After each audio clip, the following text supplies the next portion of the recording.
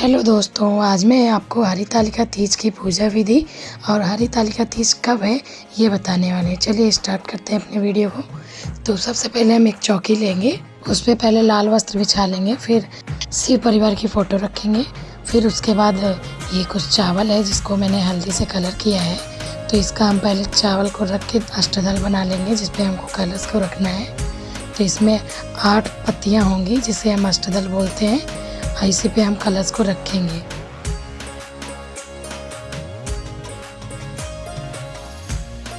इसके बाद अब मैं इसमें कलश रखूँगी। कलश को कभी खाली नहीं रखते, तो इसमें अभी आप थोड़ा सा अक्षत डाल सकते हैं और एक का सिक्का डाल दीजिए और आप फूल भी डाल सकते हैं।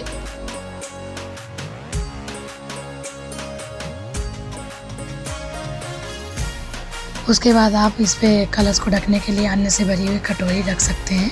अब पूजा करने के लिए हम मिट्टी का पार्थिव शिवलिंग रखेंगे एक थाली में, और एक सुपारी और एक हल्दी की घाट रखेंगे। इसे हम गणेश और गौरी के रूप में पूजेंगे। जैसा कि आप लोगों को पता है, भगवान भोलेनाथ और माँ पार्वती जी के लिए हरितालिका तीज रखी जाती है। तो भोलेनाथ जी को बेलपत्र बहुत पसंद है, तो इसलिए हम पहले बेलपत्र लेंगे और उस पर ओम नमः शिवाय चंदन से लिख लेंगे, जिसे हम उनके ऊपर चढ़ाएंगे। ये आप टीका भी रख सकते हैं चंदन से। आप अपनी सुविधानुसार ओम नमः शिवाय भी लिख सकते हैं, जैसा आपको उचित लगे। भगवान तो सिर्फ पूजा करने वाले की श्रद्धा देखते हैं, तो आप श्रद्धा से पूजा करिए। जरूरी नहीं है आपके पास सब सामग्री हो, आप कम सामग्री में भी पूजा कर सकते हैं। आपके पास जो चीज़ें उपलब्ध हैं आप उन्हीं से पूजा करिए और प्रेम पूर्वक पूजा करें।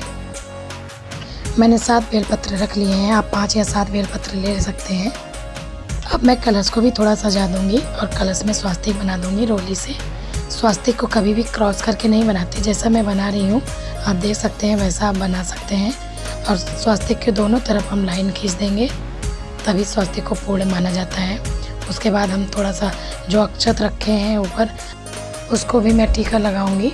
उसके बाद पार्थिव शिवलिंग रखी हुई थाली को भी टीका लगाऊंगी। कोई भी चीज़ आपको खाली नहीं रखना है, पूजा में खाली रखना अशुभ माना जाता है, इसीलिए हम कुछ भी रखते हैं तो नीचे अक्षत रखते हैं। थोड़ा सा अक्षत रख के गौरी गणेश जी को रखेंगे और उस पर थोड़ा सा कलावा बांध देंगे।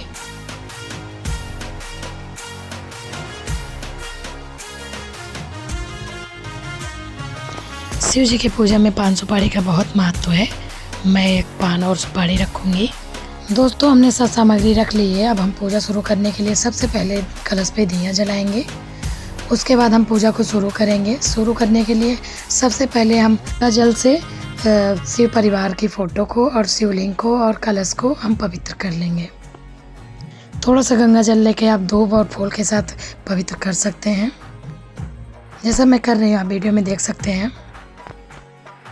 पवित्र करने के बाद अब हम हाथ जोड़ के भगवान को आमंत्रित करेंगे और भगवान से आगमन की प्रार्थना करेंगे और बोलेंगे, हे गणेश जी, हे महादेव, हे माँ पार्वती, आप मेरी पूजा को स्वीकार करें और हमारी पूजा को निर्विघ्न संपन्न कराएं। ऐसा बोलकर ही पूजा शुरू करें। उसके बाद हम पुष्प चढ़ाएंगे।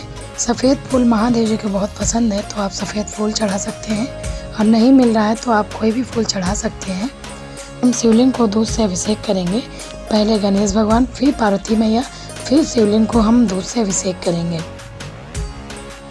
आपके पास दूध उपलब्ध नहीं है तो आप जल से भी अभिषेक कर सकते हैं।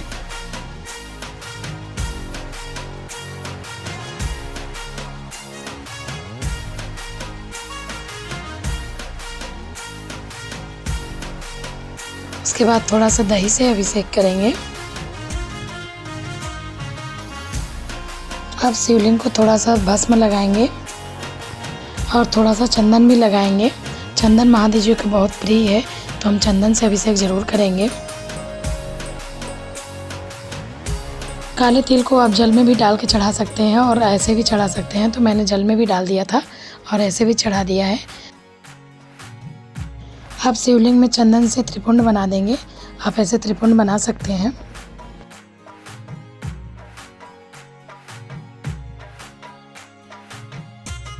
आप 2 लौंग और 2 इलायची चढ़ा देंगे।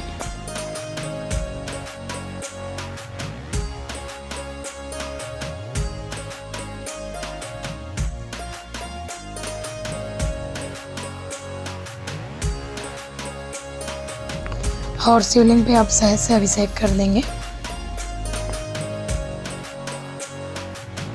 अभिषेक करने के बाद दोस्तों अब हम बेलपत्र चढ़ाएंगे और धतूरा भी चढ़ाएंगे। बेलपत्र को हमेशा पलट के चढ़ाएं, जैसे महादेव जी के ऊपर ऐसे, जैसे मैं चढ़ा रही हूँ आप वीडियो में देख सकते हैं, ऐसे चढ़ाएं। अब महादेव जी को वस्त्र के रूप में हम जनेऊ चढ़ाएंगे।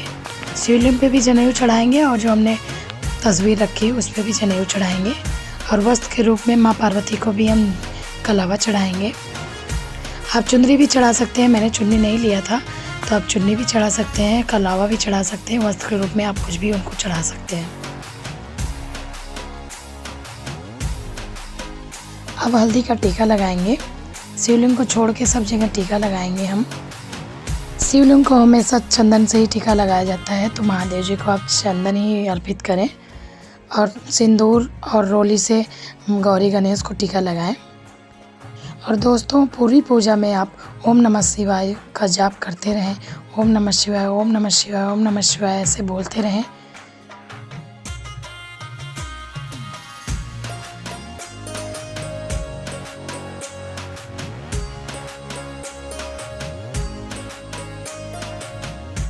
अब सिंदूर से टीका करेंगे और सिंदूर को हम माता रानी से सुहाग के रूप में मांगेंगे। तो माता रानी को सिंदूर लगा के फिर उसी उंगली से अपने मांग में हम सिंदूर लगा लेंगे, जिसे सुहाग मांगना कहते हैं। तो इससे हमारे सुहाग की लंबी उम्र होती है। 5 फल को हम अर्पित करेंगे। सब जगह हम 5 फल को छुआ लेंगे, उसके बाद हम साइड में उसको रख देंगे। अब 5 या 7 श्रृंगार का सामान चढ़ाएंगे जो माता रानी को अर्पित रहेगा। और वस्त्र के रूप में आप साड़ी या ब्लाउज का पीस भी चढ़ा सकते हैं। पहली बार आप साड़ी चढ़ाएं और हर बार आप ब्लाउज का पीस भी चढ़ा सकते हैं, लेकिन पहली तीज हम साड़ी ही चढ़ाते हैं। चढ़ाने के बाद इसको आप साइड में रख सकते हैं। इसको बयाना के रूप में रख दें। इसे मंदिर में या तो ब्राह्मण को या तो अपनी सास को आप दे सकते हैं। अब जो प्रसाद के रूप में चढ़ाना है आप उसको चढ़ा सकते हैं, चाहे आप घर में बना के चढ़ा सकते हैं या फिर आप दुकान से मिठाई ला के चढ़ा सकते हैं। तो ये मैं मिठाई चढ़ा रही हूँ, तो आप मिठाई भी चढ़ा सकते हैं। सफ़ेद मिठाई भगवान शिव शंकर को बहुत पसंद है, तो आप सफ़ेद मिठाई चढ़ाएं तो और अच्छा है।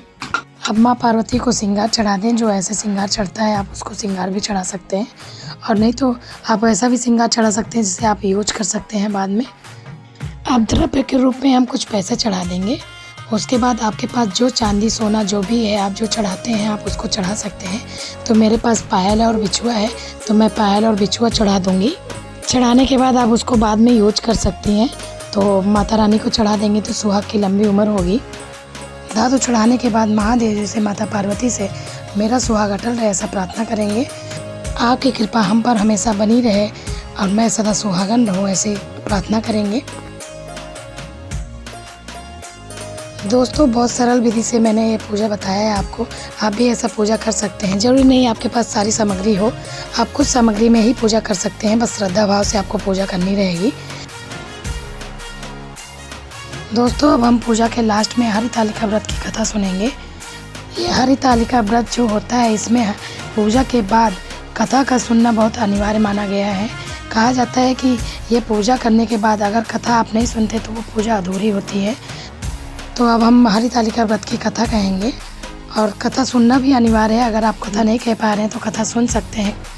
अगर आप हरितालिका व्रत की पूजा आप मंदिर में करते हैं तो वहाँ कथा होती है, तो आप वहाँ भी कथा सुन सकते हैं। अब हम पूजा को संपन्न करने के लिए सबसे लास्ट में महादेव जी की आरती गाएंगे। ओम जय शिव ओमकारा स्वामी, ओम जय शिव ओमकारा।